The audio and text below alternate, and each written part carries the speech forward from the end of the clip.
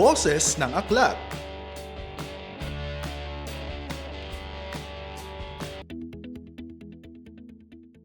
Makabuluhang paintings, malikhaing art installations, mga obrang sumasalamin sa husay ng Filipino artists. Isang exhibit na bunga ng advokasya at misyon sa loob ng 20 taon para sa mga batang Pilipino. Pasukin natin ang interactive exhibition at ang kwento sa likod ng canvas, 20 Years of Arts and Stories. Mula sa isang simpleng inspirasyon ni Gigo Alampay, nabuo at yumabong ang Arts and Literacy non-profit organization na Center for Art, New Ventures and Sustainable Development o CANVAS. It started with one book. I was able to watch an animated film. The title of the book was The Man Who Planted Trees by a French author named Jean Genot. It's a very inspiring tale about the power of an individual to make a difference. So it stuck with me and I wanted to turn it into a children's book pero set in the Philippines. It became Eliasonis Trees, written by Ogie Rivera and illustrated by Romeo Forbes. It's about a man who, over the course of 50 or so years, just plants trees in a barren land. And then, over the course of the 50 years, a forest sprouts from all the trees that he planted all those decades. And it transforms not just the land, but even the people, even the country itself. We like to say that may ripple effect kasi ang mga libron. So for us, yung books are the seeds. And if you throw it out into the world, there are ripple effects that we can't predict but we hope will be positive for the book. That was our very first book, and then it was a big success kasi the paintings were all well received and then the books sold out. It became a finalist sa National Book Awards. So after that, it was a lucky book for us. Naging matagumpay ang unang libro ng Canvas, hanggang sa unti-unti pang sumibol ang adhikain ni Gigo, 10 ng kanyang grupo. We came up with the idea of doing the Romeo Forbes Children's Story Writing Contest. Kasi we wanted to generate new content. Kung naisip namin, pati tayo magpagawa na parang story writing contest based on an artwork that an artist will.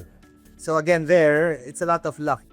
Kaalinsabay ng paglilimbag ng mga libro, ipinunlarin ng Canvas ang proyektong 1 million books for 1 million Filipino children. Our target is 1 million books. Officially, we are at around 502,000 books, so more than halfway.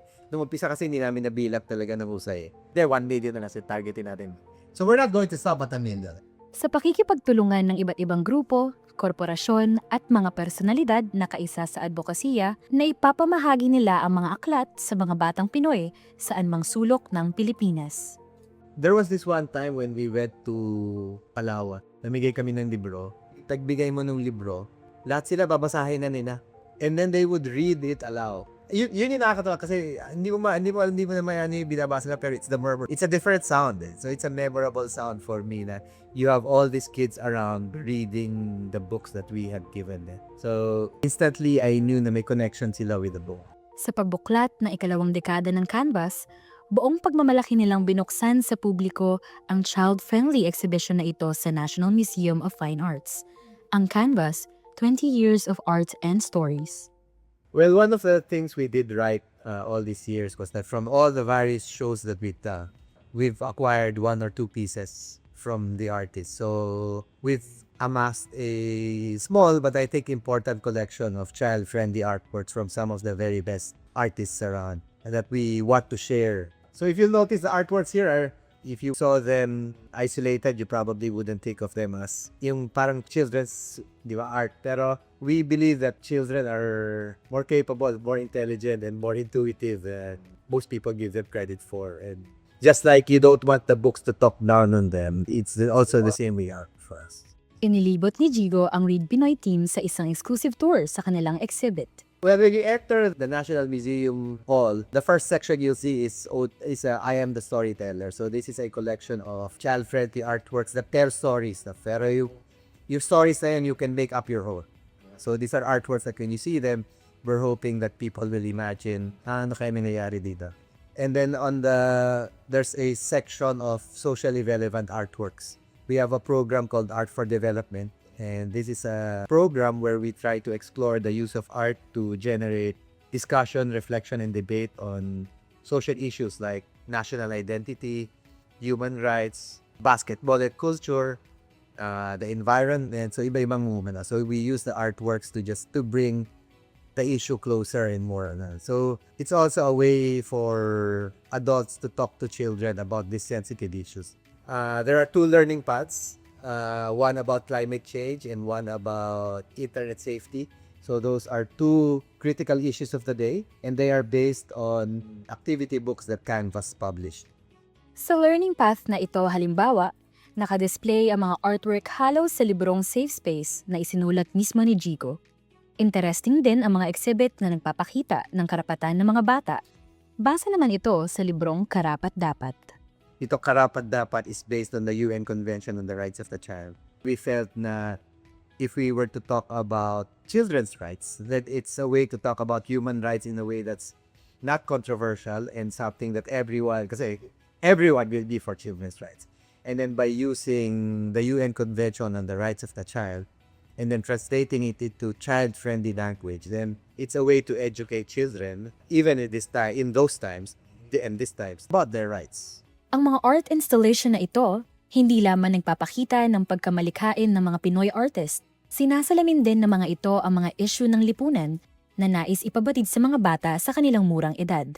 The children are the future, so we might as well get started on getting them to the future in a way that they can be independently able to respond to the future. And we think books and arts are the way to do it. Books are accessible both to parents and children. Ang exhibit na ito ng Canvas ay simula pa lamang para sa kanilang inaasam na mas malaking museum, ang Tumba-Tumba Children's Museum of Philippine Art sa Ibaan, Batangas. So everything here is an investment towards that museum. Everything here is designed to be brought there after the show ends. Your content here is a preview of what they will see there. This is just a fraction of the artworks that we have in our collection right now.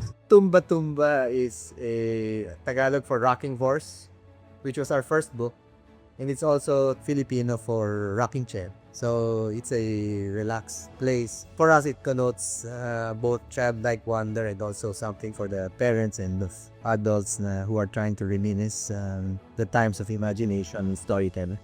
Naniniwala si Gigo na sa tulong at tiwala sa Canvas, sama-samang maitatayo ang Tumba-Tumba Museum sa Batangas. They can donate, they can buy our books, they can buy our merchandise, they can come here and see the exhibit at the National Museum. They can help us give away books where we regularly make calls on Facebook if we have books that can be given away. So just go on our website, canvas.th, and you'll figure out a way to get any copies.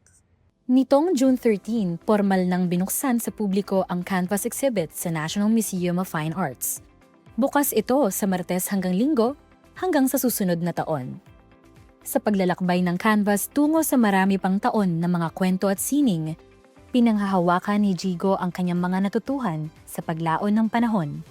If I were to reflect on it step by step, so I think the key is persistence. I think success is more meaningful if it's earned. And it's not earned quickly. That's what I've learned. I mean, there are no failures. There are lessons. There are setbacks. But if you persist, even those what you thought were setbacks sets you up for greater success in the future. Para sa Read Pinoy, ako po si Marian Abio.